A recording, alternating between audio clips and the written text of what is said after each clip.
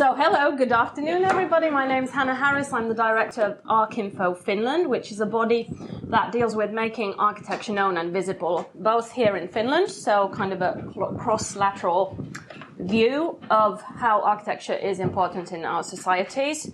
Our case today is a very good point in saying that. And then, of course, importantly, making Finnish architecture known abroad. Libraries as the starting topic for Living Plus Forum this time, something that deals with inclusive environments, is a very good topic to start with. I just wanted to bring a couple of statistics here to say that how dearly libraries are appreciated in this society, because we are one of the kind of top library nations, if you wish. Here we have a figure from 2017 that there are approximately 740 public libraries in Finland. You can add at least 100 on top of that if you take the fantastic mobile library buses. On top of that, we have close to 70% of adult population repeatedly using libraries, 3 million adult users in the public libraries, and of course we will probably hear soon from Juho Grönholm from Ala that these figures are going through the roof with the new Audi library, which has had, just alone actually, which is really interesting, the amount of new library subscribers that we have had in the past month alone. Basic point is this is a country and nation that absolutely loves libraries and has always done so, and has really cherished and appreciated them in kind of sort of in a way that reflects society at that given time, always looking forward to the future, always taking in consideration different demographic groups in society, and appreciating all of them. I myself have been a keen follower of libraries for a number of years already, and specifically so perhaps in one of my previous jobs when I was based several years in London at the Finnish Institute in London, where I used to direct the Arts and Culture programme. And this is during round about the same time when the architectural competition for the new Central Library in Finland was happening. At the same time in the UK, there was a process going on where a number of specifically local libraries were being closed down, which resulted in people actually going on the streets and demonstrating against this. There was this very keen idea that libraries are something that we need, and that we need them to the extent, like UK-based architect David Ajay has said, that they are one of the most important, if not the most important building typology in today's cities. Leading on from that, and there's so much material on this, there are books coming out all the time. You can extend from the building to how these buildings attach to our whole society. And many people think that, in fact, I mean, this is, of course, quite extreme, but in a way that one essence of our democratic societies today is that we have institutions and the buildings, appropriate buildings for these institutions, that our future is actually dependent on. Having had this kind of in mind, and at the same time working with architecture, I had also thought that for a long time it would be really important to do something around architecture, and specifically library architecture somewhere abroad. And now, November last year, in 2017, ArchInfo Finland was appointed by the Ministry of Education and Culture to be in charge of the Finnish pavilion at the Venice Biennale as the commissioning body.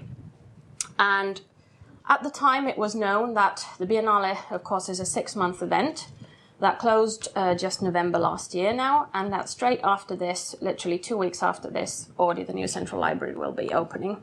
Also, that particular year, so the Biennale that has just closed, the theme of the Biennale was free space. Now, if you think about what libraries may do today and have always done, they are literally a free space. And so it was really time to do, this would be the moment to do something around libraries in Venice. And what we did then was an exhibition titled Mind Building. Now, I'm very happy that we also have Anni Vartola here in the audience, who we then... yes, who we then invited to be the curator of this exhibition. Many of you know Anni here from the school, but so Anni is a brilliant thinker, architectural thinker, writer, who came on board with us to work on the actual exhibition concept and how we might look at where libraries are going and where they have come from in this society. And so we started working on an exhibition concept then, which Tuomas Siitonen and Johannes Nieminen then came to work with Anni on the actual what we can physically do in the Finnish Pavilion in Venice, which is a less than 100 square meter space from 1956, designed by Alvar Aalto. And so a small space, but a space that's open for 6 months as an exhibition where we want to at the same time give a flavour of library culture here and little snippets of trying what you can actually do in these kind of spaces. We've had there sound samples, things to do, kind of a space, like a metaphoric library space in the middle of the exhibition space, and then on the edges something that we have called the altars, that are architectural samples. In the exhibition, we used both as part of the exhibition architecture and something to look into later, a catalogue that was also displayed in the thing. And I've got a copy with me that I'll put circulating round here now. The whole thing is available online as well, so I'll put, there are quite a lot of you, but anyway, I'll put these circulating as well where you can find the URL and stuff. But what I thought I'll do today, because only the big research that she then went into in a very short period of time that we had to use was literally that we are in a moment where we have now the just opened Audi Library that you'll hear about more in a minute, which is something that we could not have a more important big cultural infrastructure project in this city and in this country, and something that, of course, the first month has already shown that people are immensely proud about this. But also that building stems from a long history of how libraries have been appreciated in this country. And we hence decided to look at that history a little bit so that we can see where all this comes from. And now the very first purpose-built library in Finland has been from 1881, which is the Rikardinkatu Library in Helsinki that many of you have probably visited. Soon after, on the other side then of the 1900s, followed by Kallio Library in Helsinki. And what's really important about this kind of idea that those buildings already reflected that this is a place that's for everyone. This is really, as your whole lecture series is about, this is an inclusive space that aspires to give society something. An idea of education, civilization, access to information, access to freely use that information and do what you want with it without having to give anything in return. And this is an old image from Rikardinkatu Library. But what's really important is as well that these two are great examples how those buildings and institutions still carry on to be relevant today. They have actively been working with people who use these buildings to make them into spaces that still today are extremely relevant, very open. Rikardinkatu has been evolving into one of the ones that in the Helsinki Library Network is specializing in, for instance, art and material around that. Kallio has been very active in involving local communities, in involving queer communities, in doing all sorts of stuff around ideas of different kinds of diversities and really embracing that both in its opening hours, in how the spaces can be used, who can access them, what you can do with them. So on from there it went, from times before the country was independent, and there was always this kind of element of strong human potential present there. We'll jump a little bit fast forward in future here to, of course, one of the perhaps most known and I say our library, although now it's on another side of the border, but the Viipuri Library from 1935 by Aalto. And then fast forwarding to Töölö Library in 1970. Viipuri, here's an image when it was in a very bad state, and it has now undergone really meticulous restoration and is something of a gem to be visited again. Interestingly, Viipuri was one of the very early samples of having a dedicated children's section in the library, which has also been something that Finnish libraries have been very known about. Döle, again, a kind of a similar sort of, if you can see here in the area view, like this pearl in the park in the city. Just a couple of years ago, restored also Tapani Mustonen involved very much in this. This is a beautiful space, by the way. If you haven't been, I highly recommend it. It's kind of a nice example of something that's not in the core of the city centre and that somehow still is like a beating part of the city and still continues to be so today. So this idea of kind of progression of the mind, the idea of mind building, as we titled in our exhibition. Then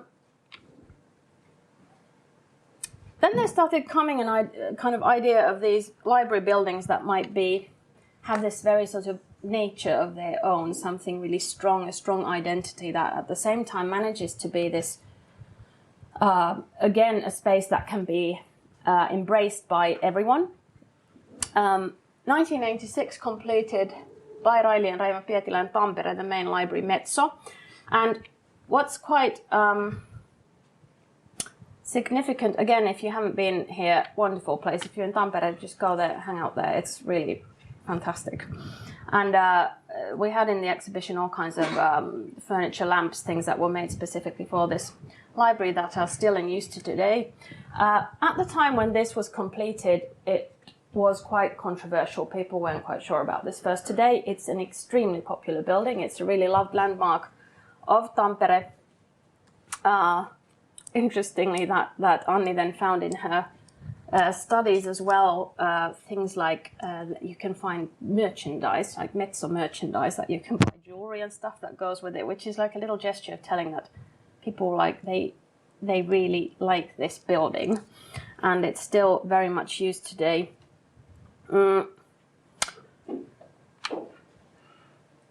And so these kind of become something that might be titled a popular monument, like Anni has coined. They're a little sort of curiosity that goes to tell about this idea of how loved these buildings are. These are postcards from all over Finland, of little towns and bigger towns and all kinds of places that have put their libraries on postcards. Which were also on display in our exhibition. So there's this idea in all kinds of places across Finland that, these are buildings that we deserve, and we will look after these, and we will use these because they are ours.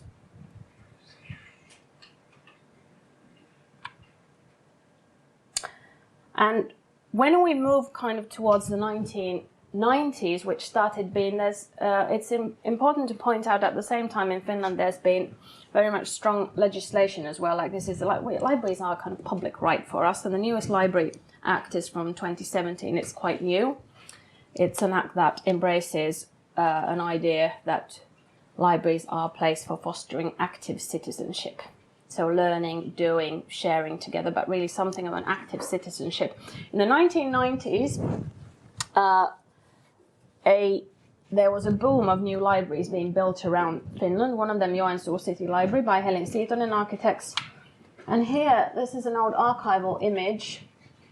Kirjasto elää, the library is alive, where people of Joensuu collectively marched through the streets of Joensuu to bring in the books into this library. From the old library into the new library, in this performative act on the streets. When was that? 1992. Yeah. Yeah. I don't know, Juho, how many we would need. We could have kind of done something like this, I suppose, with audio as well, with all the queues that have been going around it and people taking part in, getting everything in. They've been carrying the books out. They've been carrying the books out because, is it something like 70%, for instance, of all the material from the chills department is out on loan at the moment. So people will be collectively bringing it back in a minute. Some outdoor images from Joensuu. But somehow from kind of there on and towards the 2000s, libraries they are very much part of the urban fabric you might say, in Finland. Now, some of the sort of key examples when this has happened are places like the Turku Main Library and Seinäjoki Main Library, both by JKMM architects. Now, the Turku project was actually the sort of breakthrough project for the office itself when it won the architectural competition, and it's sort of started from there, from Turku. And of course, here in Espoo as well, the Harald Höhlin Learning Center, NRT JKMM collaboration is part of that. This is from Turku, where on a relatively difficult spot, right in the heart of the city, this library was built, joining with the old library center. It's one of the most used and visited buildings in the whole city. A few years after that, again, an extension and completing the Aalto Seinäjoki Center there, where the Apila Library was injected. Again, this is a building you go at any moment in the time, like early in the morning, there's a queue to get into this building. And both of these highly worth a visit if you are visiting around there.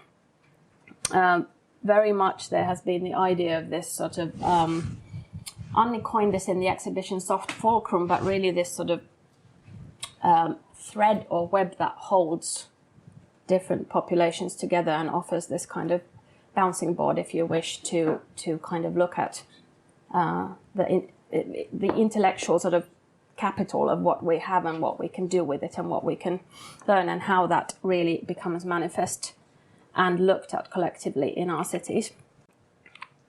This is from here in Otaniemi.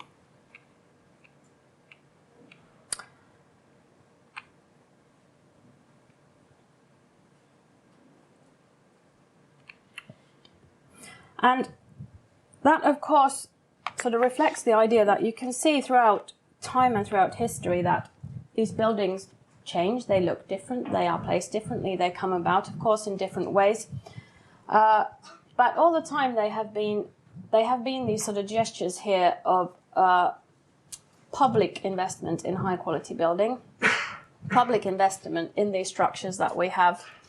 They have mirrored what's going on in society at the same time, what kind of ideas of education and learning we might have, how and in which different arenas information exists and might be pulled out from that, used, shared, taken forward, something done with it, or other forms of learning taking place, and who the people, all kinds of people are demographically in Finland, as we looked at in the beginning, are really something that everybody in Finland uses libraries. Now, at the same time, and something that we experience very much in Venice that we are now looking at, which Juho will tell about in a minute, Oodi, which is very much a landmark building, and so it should be, it's kind of this gift and manifestation, a celebration of our whole library system nationally, and then of course in Helsinki in a library network of close to 40 libraries, of which this is sort of a beating nerve center for that, and sort of access this of this majestic big gesture that in a way connects to all of them. But then we have at the same time examples which are slightly more not kind of so centrally located, and it's really important. I'm kind of taking back to that discussion in the UK where small local libraries were closing down. Now, here we have examples like the Maunola House from a couple of years back by K2S Architects, which is the first time in the city of Helsinki that they joined different public services. So there's a library here, there's a youth centre and adult education centre, Työväenopisto, in this same building. It attaches to an old, sort of very bog standard supermarket building. To the left of it, there's a passageway directly from S-Market into the library. And very importantly, this was something that the residents of Maunola were really involved from day one in what this building should do for them and what it might be. So the architects were working closely with all these different local groups that what we might want, and this continues now that the building is ready. So it's been one of these examples of participatory budgeting in Helsinki. What do we do with the budget for this building? How will we manage it? How will we connect the three services? Something that, for instance, came out of that process was the so-called tyttöjen huone, girls' room, that was that was got quite a lot of press and a bit of kind of critical discussion as well, but it came out from that area that we want this and we need this here. And so people, of course, are in the centre of any library today. And Juho will in a minute talk about Oodi more, but something that has been really prominent in sort of the discussion that I've been able to follow for the past months to do with how libraries are received and viewed internationally at the moment. That on the one hand, of course, there is we have several sort of really landmark great libraries that are happening and coming about globally at the moment. Oodi will absolutely be part of that top reference group of those libraries that people will look at in the years to come. That what do libraries do, and at some point how are they also ready to change and adapt to what happens in society, like they have done from the Kallio or Ricardinkartu library days on, in different ways. At the same time, like the project we did in Venice, and then following from that, various stuff that has been going on with the international launch of Oodi, which has been on the cover of New York Times, big articles in The Guardian, places like this, which have really looked at, okay, what do our societies globally need today? Again, back to the UK, just an article from last week from the Architectural Review, where they said that if our decision makers, and this is specifically referring to the UK case in this point, if they don't understand the importance of places like this, of these kind of inclusive environments, we might really be in trouble in the future.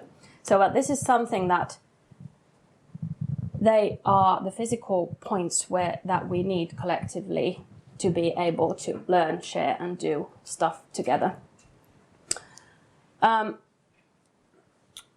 We kind of throughout, there's of course, you do something like an exhibition and an important architectural forum. There are things that go with specifically exhibition making, but then there's been quite a lot that, in addition to kind of those usual suspect things that you would find with that, we've had lots and lots of inquiries from all kinds of places, running from, United Nations libraries to different government delegations that are coming from different countries and saying that, wow, what you are investing in buildings like this, you are investing public money in buildings like this, you are doing this both at local situations and then in kind of capital city landmark situations. We need to do this too. And of course, we kind of, all of us who have been involved in this really believe that, yes, we do need to do this. And hence, libraries, I believe as well, are really prime examples of something that your whole course is looking at, inclusive environments. I'm happy to say that specifically we will also take part in chipping in and continuing with this discussion. So the Venice exhibition will be arriving in, of course, Oodi itself, mid-March, accompanied by a few events as well. So follow that space. I will let Aya know, and she can tell you about it as well. Different things that Yle, the National Broadcasting Company, will be doing, and different lectures into library issues. So please come along to that, but more even than that, use your libraries, go in them, open-minded, all kinds of situations. Hang out there, let yourself be surprised. And the catalogue in question can also be found there on mindbuilding.fi. I chose not to put in any images or anything about Oodi, because Oodi is where we're going and where we are now, and Juho is here to tell about where that journey has started to take us. I don't know how any of the team have managed to sleep for, they're probably so exhausted after getting the building ready, but here he is. So that would be my introduction into the topic.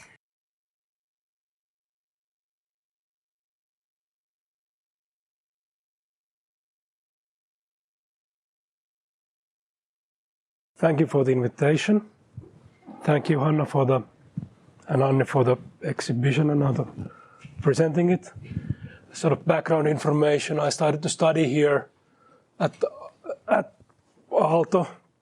Can you say that I started to study in Aalto? No, I started to study in Helsinki University of Technology in this building 1994 or 5, and I graduated here 2001. Me and my partners, we established an office 2005 by winning an open competition in Norway about the theatre and concert hall. Ever since we have been designing public buildings, or basically buildings that are very exclusive and not inclusive buildings. Actually, the Helsinki Central Library is the first building which is inclusive building. All the others that we have done do need a ticket. And like theaters, you have to buy a ticket, and then all you visit is manuscripted beforehand. Like architect, or then the theater itself dictates how you sort of behave in the building, that you have a ticket. In this Norway case, there's even number for which coat hook you have to put your coat, and then of course a seat number that there's a specific seat for you to go in to sit in. Then we have designed metro stations, for example, the Aalto University metro station, which is always also sort of very sort of process-like, that you need a ticket to go there, and you're supposed to behave there exactly like we have planned you to do. That you take the escalators down, you wait there, then you go in the train, and that's it. At the very moment we are designing a big extension of Helsinki Airport. The constructions are starting next week, I think, hopefully. And there the whole building is very sort of exclusive. You need a ticket, and then it's so much about processes that there's no sort of free space to hang around at all, that everything is sort of process-like, that there's a certain path that people are dictated to go. And sort of architects are designing places that you feel that you're sort of hanging around here, but actually sort of it's not like that, but everything is sort of dictated. But then the libraries are a big exception on here, because they are sort of literally free space and very inclusive, that you can do there basically anything which is legal and silent. At least sort of I'm raised to be silent in libraries, because ever since childhood visiting libraries, and like all the time, like the silence is like basically like this hus in Finnish. It's sort of really strongly associated to libraries. What else is inclusive? The like department stores and the libraries, they like share a story, and they also share a historic timeline. And also sort of all architects, we haven't done any sort of commercial projects. We haven't touched any of the shopping center or department store projects. But done only sort of these manuscripted processes and one library.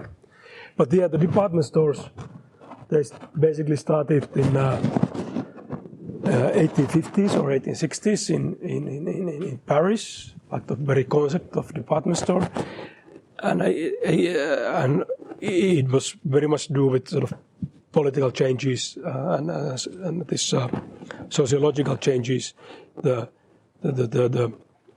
women's movement or sort of liberation things, and of course definitely with the consumerism and bourgeois and anyways how the people are using money.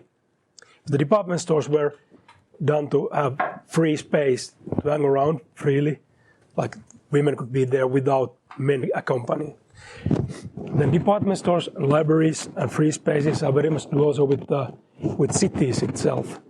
Like many times cities describe that city is a place where you have multiple routes from place to A to place B, that you can sort of choose your own route somewhere. That in a grid-like city system, if there's two places, you have multiple different routing variations. In rural or agrar, sort of non-urban settings, basically you have like only one direct path. Like it's dictated, it's mandated, it's manuscripted the route. But in a city, you sort of write your own story. Cities are sort of, in that sense, free space that you can sort of write your own story or route. But at the same time as in the first department stores were rising up in Paris, the first public library was constructed in Finland, the Rickardinkatu Library. And at the same year, Stockmann opens. The picture is from 1910, but the Stockmann opened the first department store in Senaatintori, in Kiseleffin talo. And about the same size as the Rickardinkatu Kirjasto, the Stockmann department store, and sort of equal identity of a free space where you can sort of hang around and spend time. At that time, the department stores, they had the writing rooms that you could write letters there, sort of hang out freely without using money. Of course, people are sort of expected to sort of consume there as well, but they were sort of manuscripted so that you could sort of spend your leisure time there. Of course, the libraries had a sort of more political reasons as well, to educate people, especially educate sort of poor people. It was sort of like gift for the whole nation, that those who could afford to pay taxes or sort of could make donations wanted to educate the poor people so they could sort of live more decent life. And this Kallio Library is a great example on that almost as big library as Rickardinkatu Kirjasto was erected quite soon, sort of in a working class district. And that's, I think, much more sort of significant sort of point in a library history than the Rickardinkatu Kirjasto is the Kallio Library in a working class neighborhood. At that time, the books were sort of valuable things. They were artifacts.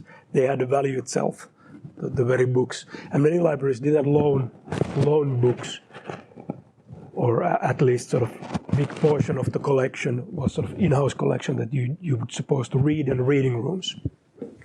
The Kallio Library is like panopticon type of thing that you could sort of supervise how the books are sort of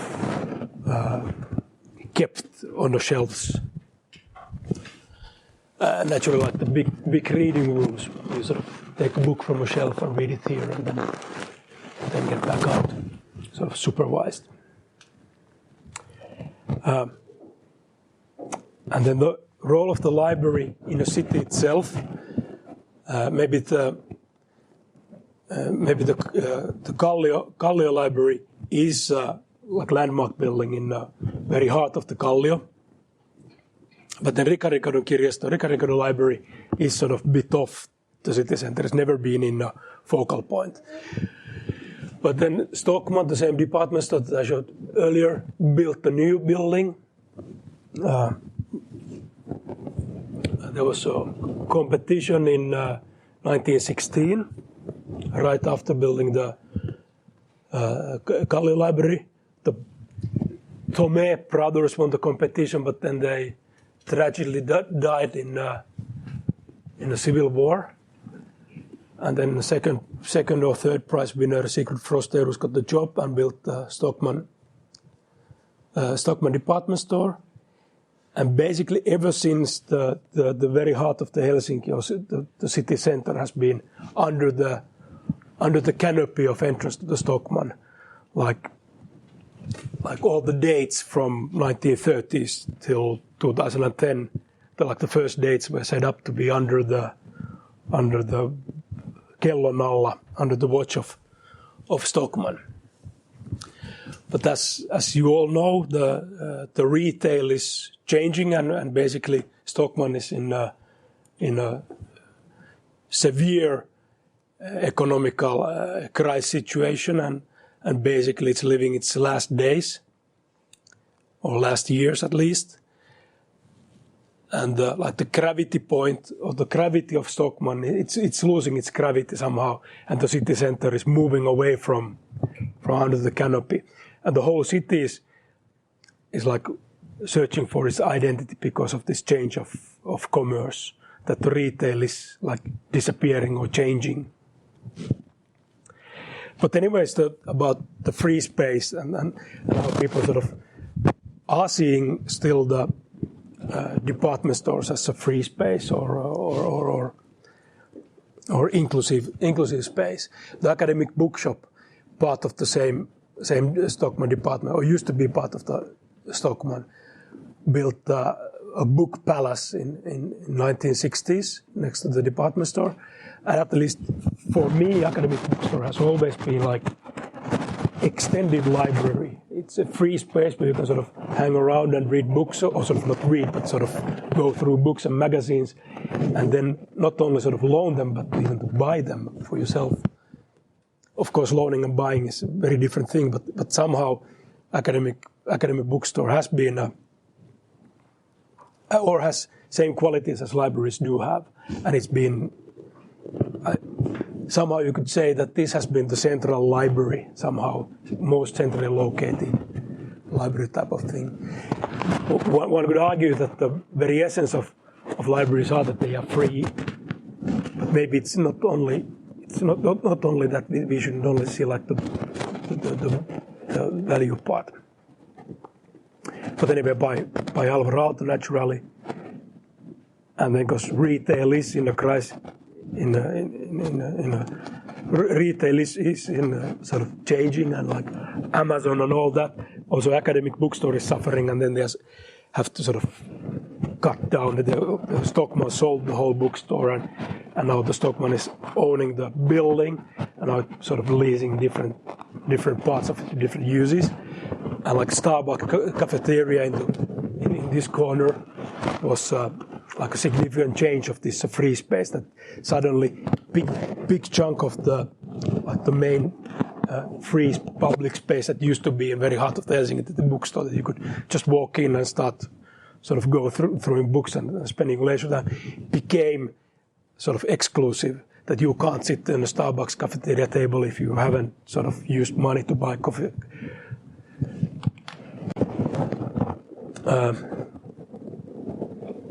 Interestingly, of course, the Oodi has got maybe even too much of positive reactions in social media and media as well. But interestingly, this Jussi Nurmio guy, who's running the advertising agency called N2, wrote in a Facebook that blah blah blah, and people now are sort of saying good things about Oodi. But come on, the restaurant cafeteria concept is not working at all. It looks like that somebody has forced to do that there. If somebody would have used the brains, it could be sort of commercially successful. What was that? Kantava taloudellinen yhtälö. Like how can I sort of talk at the same time about libraries and this economical kantava taloudellinen yhtälö? Help me, Hanna, how to translate the kantava taloudellinen yhtälö. Sustainable economical situation. Yeah. Yes. But yeah, that's true. Like combining library and sort of these commercial things like cafeterias isn't that easy. Now the Fatser is running. There's restaurant and cafeteria in Oodi, and Fatser is running those, and I think it works pretty well.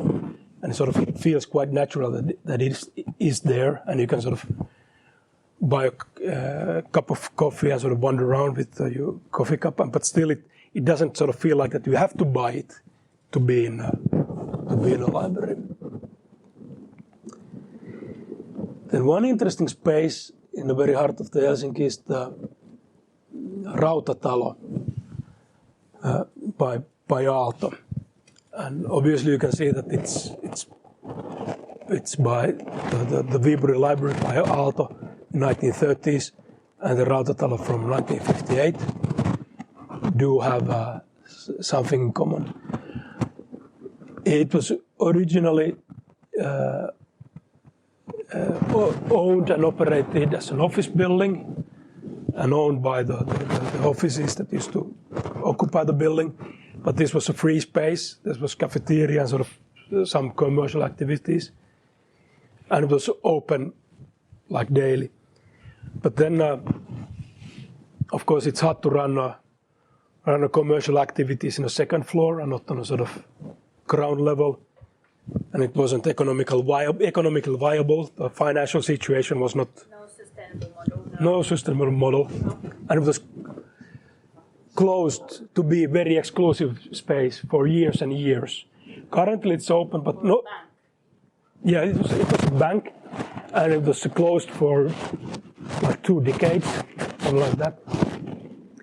And actually, for many years it was owned by the same fund that is biggest owner of Stockman and biggest owner of Amos Rex Museum. The same fund owned this building as well, and they kept the inner yard closed for years and years. Now it's open, but it's open only for during the lunchtime. There's a lunch cafeteria. If you haven't visited, do visit it. It's much more spectacular, nicer place than the Weber Library, and more easily visited as well. Even though that this is currently inclusive space, but it's in Russia, so it's not sort of that easy to visit it. Many times when I've been talking about the audio library, people are asking what sort of references have you had, what have you sort of copied, where you got to get sort of ideas from. Well, of course, as an architect or as a sort of Nordic architect, even as a Finnish architect, Alvar Aalto has a big impact or emphasis on whatever we do. Then if people are asking, are there any sort of reference libraries that you have sort of copied things? And I wouldn't say that we have copied from any library, at least not intentionally. But the Seattle Public Library is definitely a sort of influential project. My partner Antti used to work at OMA. At the same time, they were doing this project, and he was sort of interning in this project. He knows this pretty well. And like basic idea of the OMA's Seattle Library is stacking and piling or separating the functions and then stacking and piling them, and then like articulating the architecture by sort of pushing these different functions, so sort of creating voids between this book department and reading on top of that, creating voids between boxes. This is a diagram from OMA describing the change of the library. That when the libraries and department stores were founded, they were only sort of about books and about public libraries. But then sort of all sorts of special functions came along, and now the program of the libraries are getting sort of more and more vivid, or the programs are getting bigger and bigger. And one could argue that, like counting forwards from year 2000, that now 2019 the program is sort of even exponentially grown. Like what Audi has now, it's not only about the books, but like all sorts of 3D printers and laser cutters and kitchens and whatever, community rooms. And that's, of course, due to the fear that books are disappearing. As like department stores are suffering because retail is changing, the libraries are suffering because like the media that we are using is changing. That books are not anymore sort of valuable artifacts, but paperbacks are so cheap that sort of anybody can sort of nowadays buy a paperback book. That when the Kallio Library was opened, the books were so expensive that it was sort of ridiculous idea to say that the people who lived in Kallio could sort of buy books. The good sort of home library of academically educated family, like this big, like 10 books was sort of home library already. The books were sort of more expensive, they were sort of artifacts. But now the like change of the book has made them so cheap and so easy to purchase. And now, like looking at the e-books and all sort of audio books, Amazon, how the Amazon is sort of, you can buy used books from Amazon. It's crazy that how cheap the books are nowadays. And what the New York Public Library is doing, they are trying to get all possible e-books free for anybody. That if you have a sort of semi-permanent address in New York, even for I think it's 1 month address, 1 month residence in New York enables you to have a library card in New York Public Library, and then you have a free access to the biggest collection of e-books ever. That somehow sort of changes the meaning of what libraries are as buildings. The key function is disappearing, like department stores' key function is disappearing as well. Yeah, back to Seattle. Biggest user group in Seattle Library are the homeless people. There's a big issue in Seattle. There's 50,000 homeless in city center, and those are using the Seattle Public Library as their free space, and using the toilets to shower and all that. Some have argued that the corridors in Seattle Library are designed to be unpleasant, so people wouldn't hang out there. I'm not quite sure about that. But anyways, the toilet doors in Seattle Public Library are sort of like these half doors that you see in the booth, both above and below, so that people wouldn't sort of sleep there or do drugs or something like that. But anyways, the biggest user group in the Seattle Library are the homeless people. Then, for example, Kallio Library is quite the hub for drug trade in Helsinki. Kallio Library is used as a post box that you sort of change the money and drugs in the library. That you sort of, in the front of the library, you can sort of agree that all right, that in row 7, the Bertolt Brecht book, it has 5 grams that you need, and there's an inside the book there. It's a post box system. The free space is sort of occupied by all sorts of functions. But yeah, in Audi we tried to take a different approach to the toilets than this sort of monochromatic thing that people are sort of thinking that the architect tried to do those as so unpleasant that people wouldn't hang out there. We tried to make the toilets so pleasant that people wouldn't sort of make harm to the toilets.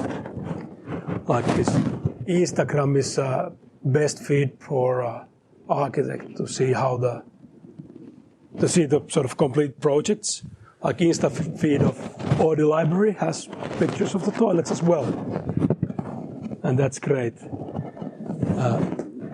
And also in Audi the toilets are unisex. Maybe one reason is that in Seattle in 2016 there was a big trial. This transgender patron was suing the library that he or she, I don't know, wasn't allowed to use his or her own gender toilet, and he's suing now the library, and the Seattle Public Library is changing the toilets to be unisex because of this one case. But anyway, the Helsinki library system is now trying to change all the toilets to unisex toilets. As a sort of reference project for our public library toilet was the toilets in Helsinki City Hall. Helsinki City Hall renovation was not renovation, but refurbishment of the Helsinki City Hall was done by Arno Ruusuvuori, and the iconic toilets there we are using the same stone and same basic layout as Arno Ruusuvuori was using in the Helsinki City Hall public toilets. So that's like straight copycatting. If somebody's looking for what we are copying the toilets in. Yeah, all right. About the site. There used to be a railroad depot, literally a free space, which was occupied by homeless and by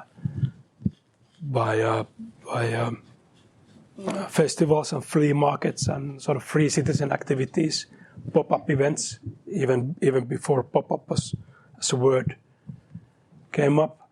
But then it sort of all demolished. The whole city center is sort of changing, and the railroad depots were demolished. Only sort of small fragment was still on a place when there was a competition of the Audi. Now even the fragment is vanished. So there's the railroad depot when it was in use. Then crazy, like the Stockman is somewhere here and city center is there, but then like the monumental buildings of Helsinki, like the national monuments, are sort of scattered around the railroad depot. And another library was to be one like final piece of the puzzle, or sort of the composition of these monuments. Maybe the first one there was National Museum, Gesellus Lindgren Saarinen competition 1902, 17 entries in a competition, and Gesellus Lindgren Saarinen won the competition and it was built.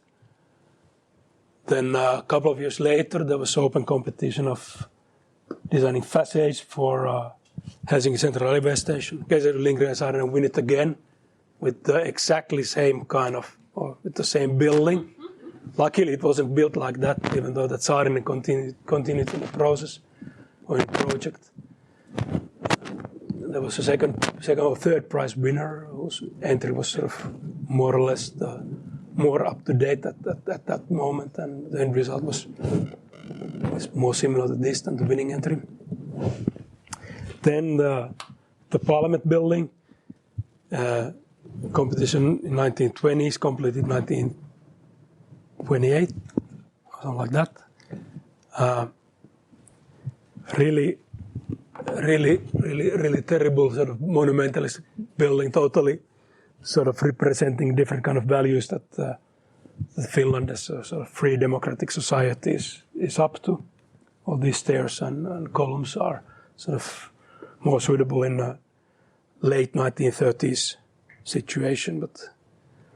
And at the same time, if you can imagine that at the same time this was constructed, Aalto was constructing Paimion Parantola. It's totally absurd thing. Of course, in the Finlandia Hall by Aalto, or sort of Aalto's office, Aalto had a different wife at that time. This Aino Aalto, who was actually in charge of the Viipuri Library's children's department, which is probably the most skillful part of the architecture in Viipuri, is most likely done by Aino Aalto. And also Aino was heavily involved in Paimion Parantola. But tragically, Aino Aalto died in 1940s, and Elissa Aalto was probably more in charge of this project than Alvaro Aalto. That's a different story. Then open competitions. Still in Finland there was a great recession from when the Soviet Union collapsed. Finland lost its bilateral trade with the Soviet Union, and all the architects were unemployed in Finland. There was open competition for Finnish citizens. 500 Finnish entries came. At that time there was 3,000 Finnish architects and 500 entries. So basically every sort of capable Finnish architect did the contemporary art museum competition. But apart those 500 Finnish entries, there was 5 invites, international invites, and there was it was quite a controversial situation when the Stephen Hall won the competition. One of these invites won it, and all these 3,000 Finnish participants in the competition were sort of naturally quite bitter that this one invite won the competition with this sort of strange-looking, off-the-scale blob or sort of curvy thing, and also I think the common ethos was also sort of quite a lot of against the chiasma. It was not so loved building when it was constructed. Sanomatalo invited competition, like copy of Jean Nouvel's work. Then Musiikkitalo competition, the Sanomatalo architects did the second prize winning entry, resembling a lot Periaan Matti's first phase entry. But unluckily the green box won the competition, probably as a counter-reaction to Kiasma competition. That in Kiasma there was this erection of wow architecture,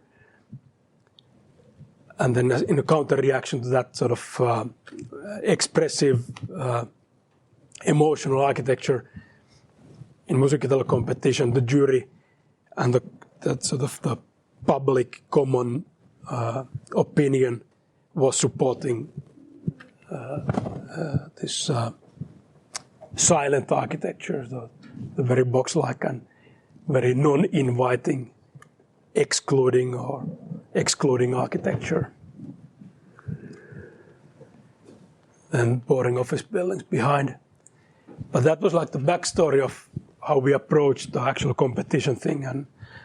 And as a counter-reaction to the Musiikkitalo, we thought that now it would be time to be more, to do more with architecture.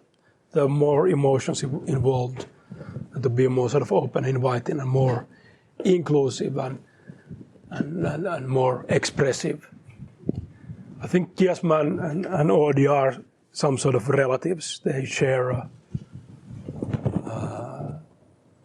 share something. Yeah, then about the program. The competition program was excellent. The libraries, the city and library did an amazing job of collecting all sorts of wishes and functions and different kind of uses and scenarios how the library should work and function. But then the room program was a mess, like 500 different kind of functions and spaces that were sort of left for the competitioners to sort of to put the pieces together. And then the site was quite tight, 130 meters long site. And many of the entries had to pile up the program into several floors. I think like quite typical competition entry in this competition is like a five-story high building. And of course, more stories you add, sort of less flexibility and connectivity you have. The bigger floor plates you have, the bigger sort of flexibility you have in that one floor. So we thought that we should sort of use the whole site and not to create any sort of big voids to connect the floors. But many times architects is connecting different kind of functions with these big voids that from the lobby you could see different floor levels somehow, but actually you can't see. And those sort of visual connections are not sort of really sort of physical connections. But the easiest way to connect functions are that they are sort of parallel on the same level. And we approach the situation like that. We analyze the situation and understood that with this given program, you have to have at least sort of minimum of 3 levels. And then we tried to assemble the pieces so that in each level would have a sort of certain character and certain sort of mix of program. And on the ground level, it's about sharing the information, where you sort of meet people and you share information. There's the movie theater, there's the multi-purpose hall, and there's these sort of information kiosks and some commercial services as well. And that should be sort of the easiest place to get in, naturally, ground floor, and maybe the noisiest place as well. And then on the top is the sort of the traditional library, where it's supposed to be silent, and it's of course on the top that there's no trespassing. And then between these, we assembled all the rest of the pieces. And those got a character of doing or activating.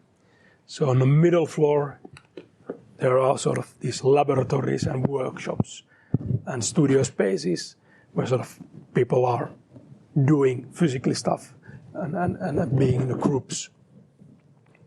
So basically on top you are sort of alone, but of course together with the rest, because the libraries are not so much about, at least not anymore, not so much about the media, not about the books, but they are about sort of people. And the library should be sort of for to be by the people, for the people, to be together. But yeah, on top in traditional library level, you are alone. You are silently with the media, with the books. And then on the middle floor, you are sort of in small groups doing the noisy stuff that should be sort of enclosed.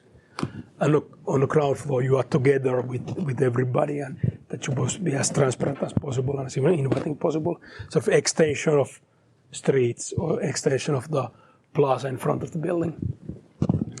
And then when the program was completed, we knew that on the middle we have a solid box.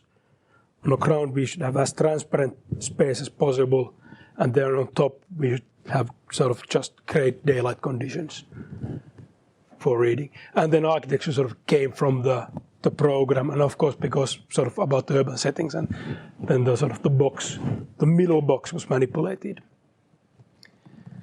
So the room-like spaces are in an enclosed part, and under it is the lobby, and on top of it there's another building. It's like two buildings and a void under it. Something like this. And this box thing has all the HVAC things, and it's pushing the air down and up, and it's like serving and supporting the meeting and the learning activities.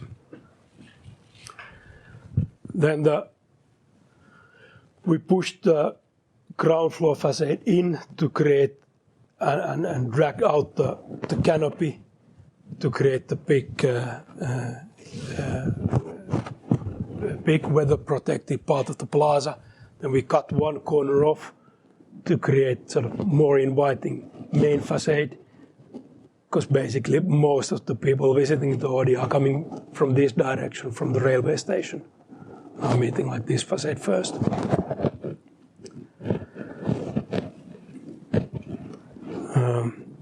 And then one of the problems with the site is that it's sort of pit on a sort of pit.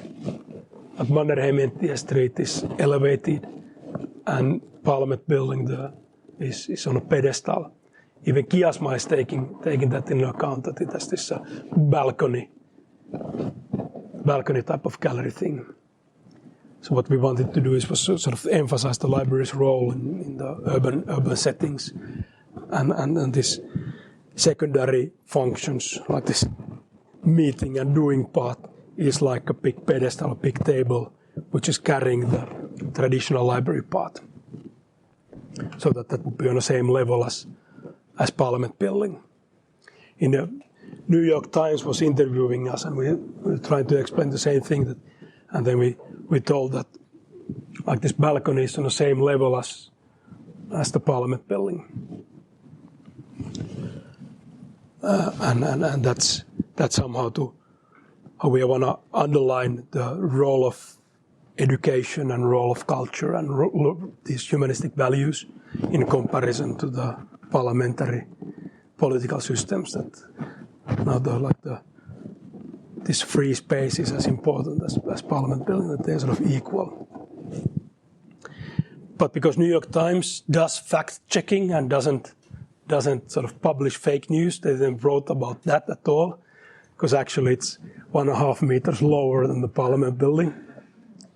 And they checked that fact, and then they send us an email that we can't publish that quote because it's not true.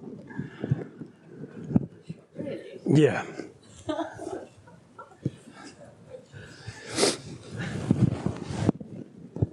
But the side border is going here. We sort of drag the balcony edge so that would be parallel to Parliament building, and we pushed in the glass facade. So this glass facade is the same, like facing the Musiikkitalo, and it's creating this actually quite vast weather protected part of the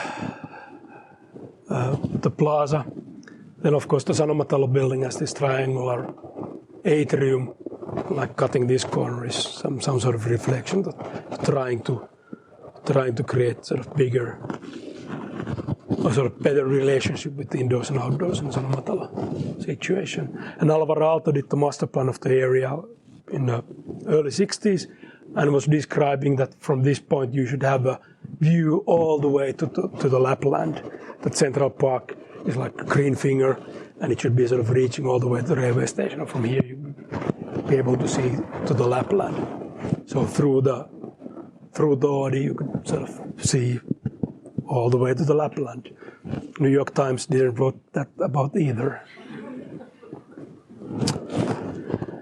I hope you all have visited the building, so I won't show too many sort of photos of that, but like renderings, and we are sort of pretty happy that, we are super happy that it's very much like in a competition phase, and like maybe the biggest surprise of the whole project is that how well it went and how positive and energetic and optimistic and committed everybody involved were, and how positive sort of response has been ever since the starting of the project. But when the competition was, during the competition phase, part of the railroad depot was still standing there, and we proposed that there should be a sort of restaurant.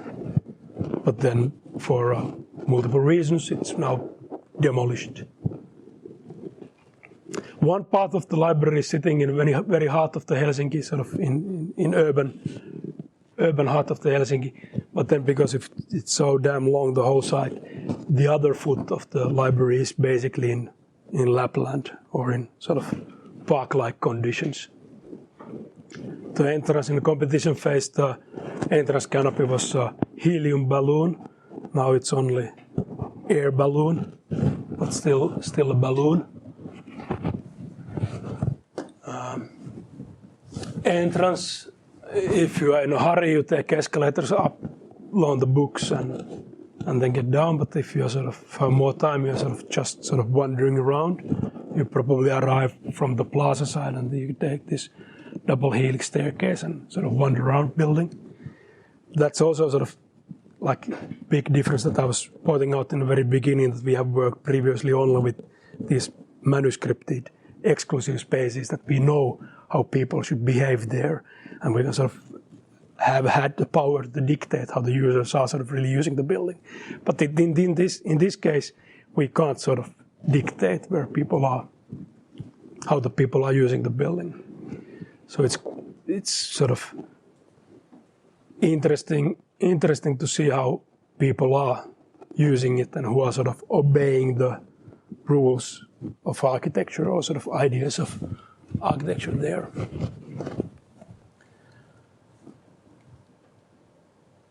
The movie theater,